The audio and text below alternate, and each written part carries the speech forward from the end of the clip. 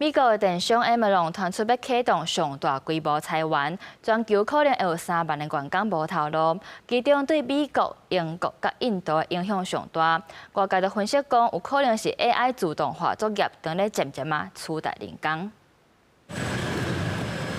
团上大的包裹一直向前行，亚马逊员工少摕到机器扫描条码，因为疫情迄段期间需求增加过度扩编，即嘛拄到成本的压力甲息率下降。按算自即礼拜开始发电子邮件通知裁员，受到影响的团队管理阶层被要求即礼拜日接受训练，学安怎向团队说明人事精简的计划。即边大规模裁员，人数有3万，差不多是总人数35万的一成。 将会是2022年年底以来规模上大的一遍裁员，伫迄当阵差不多才27000人。这边拢集中伫咧企业人力甲技术支援单位，包括人力资源、设备甲服务，抑个营运团队等部门。因为亚马逊伫咧美国、英国甲印度有真侪边领员工，将会是这边裁撤的主要重心。外国媒体报道，亚马逊新部署的深度 AI 加机器手，会当取代大量的综合性工作，并且缩短研发到部署的时间。